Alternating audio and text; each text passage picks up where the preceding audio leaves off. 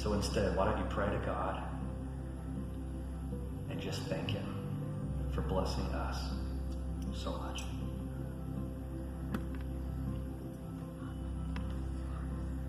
In that moment, I could not remember the last time that I had prayed that. All I did is whine and complain about my difficult life back home in America. I pulled our translator aside. I was like, I need to understand something. He goes, what's that? I said, I need to understand how she has that much joy. It's hard to come back to America unchanged, because when a family who has seemingly nothing has one single prayer request to the God of the universe, and it's just to say thank you for blessing us so much, I was so lost and confused. And she basically explained through her translator, she was like, well, let me explain it this way. Life here in El Salvador is sometimes difficult. It's not as easy as your life back home in America. We don't always know where our next meal is going to come from. But we realize that our life here on this earth is temporary. And their kids were in this child sponsorship program with a ministry called Compassion International. And because their kids' basic needs were met through the local church, they also heard the good news of Jesus and that he has a plan for their life.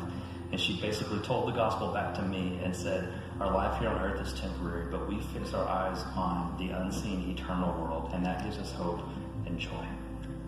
A verse that I would discover years later in 2 Corinthians 4, verse 18. Don't you want that kind of joy? The kind of joy that passes all understanding, the kind of joy that sometimes isn't explainable because your hope isn't found in the temporary things of this world. That even though, like it says in 17, the verse before that, outwardly we're wasting away, inwardly we're being renewed day by day. For these light and momentary afflictions, they are preparing us for eternal glory beyond all comparison. Therefore, we fix our eyes not on what is seen, but on what is unseen, because all the stuff that we see, it's temporary, it's going to pass away, but what is unseen is eternal. So fix your eyes on that. Well, I came back home and realized that my life was a little bit too carried away in the things that were temporary and passing away. So I asked God, I was like, hey, what do I do to have that kind of joy? And he's like, oh, Harris, you got this problem, man. It's like you're trapped in this straitjacket. And I was like, I know, but tell me how to walk by faith. And he's like, well, you're going to have to get rid of your straitjacket. And I was like, well, how do I do that? And he's like, well, you got to be willing to let go of the things that are trapping and entangling you. And this is not what God asks everyone to do. This is what he asked my wife and I to do. Much like he looked into the eyes of the rich young ruler in the Bible and said, unfortunately, this is what is required of you. He said, Harris, you're going to have to sell all your stuff. So my wife and I, our friends thought we were crazy, but we sold our house. We moved to the opposite side of our city, to what our friends lovingly referred to as the ghetto, to a house that was about 60 years old and less than a third the size. We sold one of our cars. We sold all of our TVs. We went without TV in our house, not just cable, we went without a television set at all in our house for over 2 years. My wife, Kate, she gave up Starbucks coffee for over 12 months. She thought she was going to die.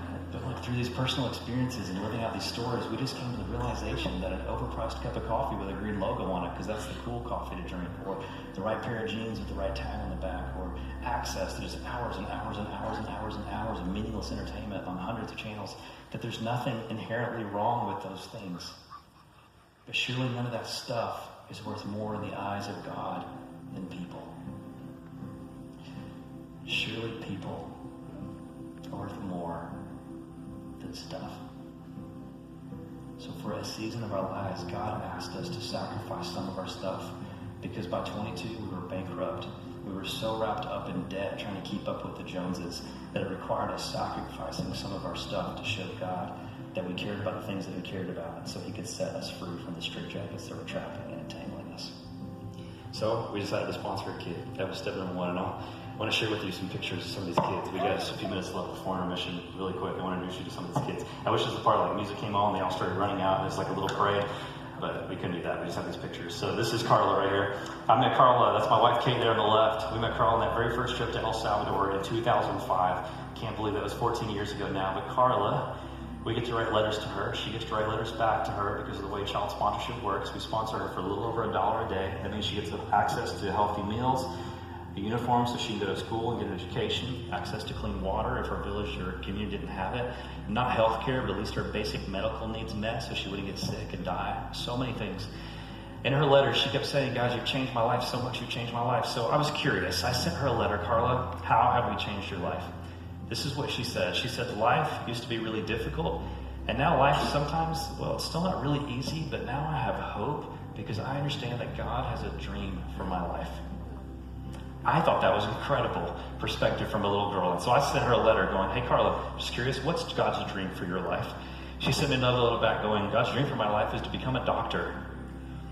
A little girl growing up on $1 a day enters into child sponsorship and now understands that God's dream for her life is to become a doctor.